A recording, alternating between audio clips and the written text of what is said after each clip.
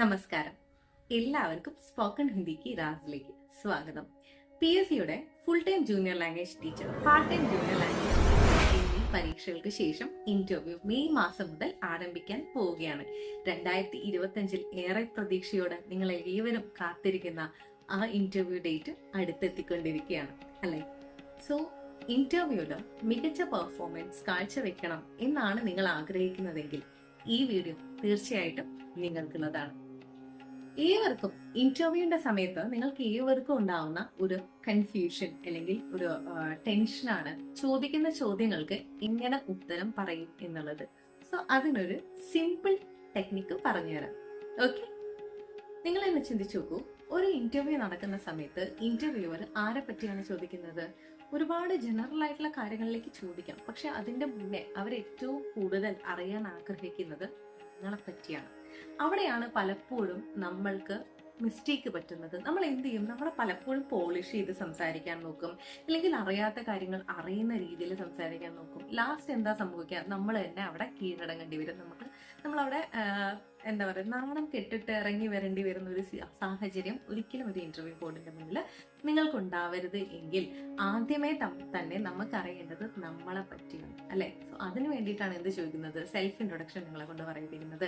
അതിനുശേഷം നിങ്ങൾ എഴുതിയിട്ടുള്ള ഒരു ഫോം ഉണ്ടാവും, ബയോഡാറ്റ ഫോം. സോ ആ ബയോഡാറ്റ ഫോമിൽ നിങ്ങൾ എന്തൊക്കെ കാര്യങ്ങളാണ് എഴുതിയത് അതിനെ ബേസ് ചെയ്തിട്ടാണ് എപ്പോഴും പി എസ് സി നിങ്ങളോട് ചോദിക്കാം. സോ നമ്മൾ എന്ത് ചെയ്യാൻ പാടില്ല? ആ ഫോമിൽ കള്ളത്തരങ്ങൾ എഴുതാൻ പാടില്ല, മാനിപ്പുലേറ്റ് ചെയ്തിട്ടുള്ള ഉത്തരങ്ങൾ എഴുതാൻ പാടില്ല. എല്ലാ ഉത്തരങ്ങളും ജെനുവിൻ ആയിട്ടായിരിക്കണം എഴുതിയിരിക്കുന്നത്. ആ ഉത്തരങ്ങൾ പറയുന്ന രീതിക്കും പ്രാധാന്യമുണ്ട്. ഏത് രീതിയിലാണ് നിങ്ങൾ ഇപ്പൊ നമുക്ക് ഒരു കാര്യത്തിന് നെഗറ്റീവായിട്ടും പോസിറ്റീവായിട്ടും ആൻസർ പറയാം. രണ്ടിന്റെയും ആൻസർ റിപ്ലൈ എന്തായിരിക്കും? ഒന്നായിരിക്കും. പക്ഷെ പറയുന്ന രീതിയിലെ മാറ്റം കൊണ്ട് എന്തുണ്ടാകും? നമുക്ക് കിട്ടാൻ പോകുന്ന മാർക്ക്, നമ്മളെ പറ്റിയുള്ള ഇംപ്രഷൻ ഒക്കെ ഒരുപാട് മാറ്റങ്ങൾ ഉണ്ടാവും. സോ ആ രീതിയിൽ എങ്ങനെ ആൻസർ പറയണം? ഓരോ ക്വസ്റ്റ്യനും നിങ്ങളോട് ചോദിക്കുന്നതിന്റെ ഉദ്ദേശശുദ്ധിയുണ്ട്. എന്ത് ഉദ്ദേശത്തിലാണ് അവർ നിങ്ങളോട് ഈ ക്വസ്റ്റ്യൻ ചോദിക്കുക? ഇതൊക്കെ അറിഞ്ഞു വെച്ചിട്ട് വേണം നമ്മൾ എന്ത് ചെയ്യാൻ? ഓരോ ക്വസ്റ്റ്യനും ആൻസർ പറയാൻ വേണ്ടിയിട്ട്. ഇപ്പം നിങ്ങളോട് ചോദിക്കുകയാണ്, എന്തുകൊണ്ടാണ് നിങ്ങൾ ഈ പ്രൊഫഷൻ തിരഞ്ഞെടുത്തത്, എന്തുകൊണ്ടാണ് നിങ്ങൾ ഈ ടീച്ചിങ് ഫീൽഡിലേക്ക് വന്നത് എന്ന് ചോദിക്കുമ്പം നമുക്ക് ചിലപ്പോൾ പറയാം, സത്യമായിട്ടും നമ്മുടെ ആൻസർ ചിലപ്പോൾ എന്തായിരിക്കും? അച്ഛൻ ഫോഴ്സ് ചെയ്തിട്ട് അല്ലെങ്കിൽ അമ്മ ഫോഴ്സ് ചെയ്തത് കൊണ്ടാണ് എന്നാണെന്ന് വിചാരിക്കാം. മോസ്റ്റ്ലി ഒരുപാട് ആളുകൾ പറഞ്ഞു കേട്ടിട്ടുള്ള ഒരു ആൻസർ ആയിട്ടാണ് ഞാനിപ്പോൾ പറയുന്നത്.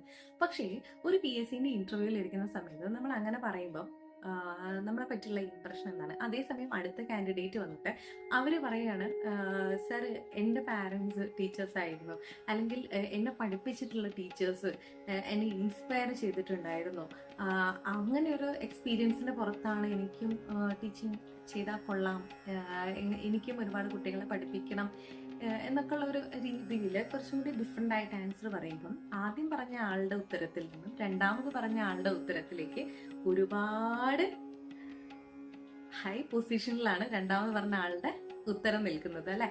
സോ ഒബ്വിയസ്ലി ആർക്ക് മാർക്ക് സ്കോർ ചെയ്യാൻ പറ്റും? രണ്ടാമത് പറഞ്ഞ ആൾക്ക് സ്കോർ ചെയ്യാൻ പറ്റും. സത്യസന്ധമായിട്ടാണ് പറഞ്ഞത് അവര്. പക്ഷെ സത്യസന്ധമായി പറയുമ്പോൾ പോലും ആ പറയുന്ന ഉത്തരങ്ങൾ, ഓരോ ചോദ്യങ്ങളും ഇങ്ങനെയാണ് കേട്ടോ. ഞാനൊരു എക്സാമ്പിൾ പറഞ്ഞതേ ഉള്ളൂ. സോ ഓരോ ചോദ്യങ്ങൾക്കും നിങ്ങൾ പറയേണ്ട രീതിയും പറയേണ്ട സ്റ്റൈലും ഒക്കെ അനുസരിച്ചിരിക്കും നിങ്ങൾക്ക് വരാൻ പോകുന്ന മാർക്ക്. അപ്പം എപ്പോഴും നിങ്ങൾ ചിന്തിക്കേണ്ട കാര്യം, ഇന്റർവ്യൂ ബോർഡ് നിങ്ങളെ പറ്റിയാണ് ചോദിക്കുന്നത്. സോ നിങ്ങളെ പറ്റി അറിയാനാണ് ആഗ്രഹിക്കുന്നത്. സോ എല്ലാ ഉത്തരങ്ങളും നിങ്ങളുടെ കയ്യിലുണ്ട്. പക്ഷെ എന്താണ് അവർ അവിടെ ജഡ്ജ് ചെയ്യുന്നത്? നിങ്ങൾ പറയുന്ന രീതി, നിങ്ങളുടെ ബോഡി ലാംഗ്വേജ്, നിങ്ങൾ ഓരോ സർക്കംസ്റ്റാൻസസിലും എങ്ങനെയാണ് കഴിഞ്ഞു വന്നിട്ടുള്ളത്. കാരണം നിങ്ങളൊരു അധ്യാപകരാവാൻ പോവുകയാണ്. സോ അധ്യാപകരെന്ന് പറഞ്ഞു കഴിഞ്ഞാൽ സമൂഹത്തിന്റെ പുതുതലമുറയെ വാർക്കാൻ ഉള്ളവരാണ്. പുതുതലമുറയെ എന്താ പറയാ, നല്ല മക്കളെയൊക്കെ ഇനിയും മോൾഡ് ചെയ്തെടുക്കാനുള്ളവരാണ് അധ്യാപകരെന്ന് പറയുന്നത്. സോ വലിയൊരു ഉത്തരവാദിത്തം, വലിയൊരു ധർമ്മമാണ് അധ്യാപകർക്കുള്ളത്. സോ അങ്ങനെയുള്ള നമ്മൾക്ക് ആ ക്വാളിറ്റീസ് ഉണ്ടോ എന്നാണ് അവർ ജഡ്ജ് ചെയ്യുന്നത്, ചെക്ക് ചെയ്യുന്നത്. സോ നിങ്ങൾക്ക് അങ്ങനെ കാര്യങ്ങൾ നിങ്ങൾക്ക് ആ രീതിയിലാണ് നിങ്ങൾ ഉത്തരം പറയേണ്ടത് എന്നാണ് ഞാൻ ഇവിടെ പറയുന്നത്. സോ അത്രയേ ഉള്ളൂ, സിമ്പിൾ ആയിട്ടുള്ള ടെക്നിക്കാണ്. നിങ്ങളുടെ കാര്യങ്ങളാണ് ചോദിക്കുന്നത്, നിങ്ങൾക്ക് മാത്രമേ നിങ്ങളെ പറ്റി പൂർണ്ണമായിട്ട് അറിയുള്ളൂ.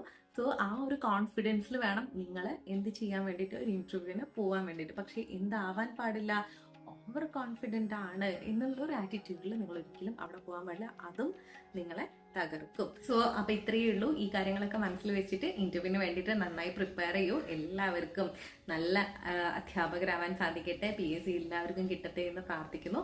നിങ്ങൾക്ക് എൻ്റെ കോഴ്സിൽ ജോയിൻ ചെയ്യാൻ താല്പര്യമുണ്ടെങ്കിൽ ഡിസ്ക്രിപ്ഷൻ ബോക്സിൽ ഞാൻ ലിങ്ക് പ്രൊവൈഡ് ചെയ്യാം. നിങ്ങൾക്ക് അതിൽ ജോയിൻ ചെയ്യാവുന്നതാണ് കേട്ടോ.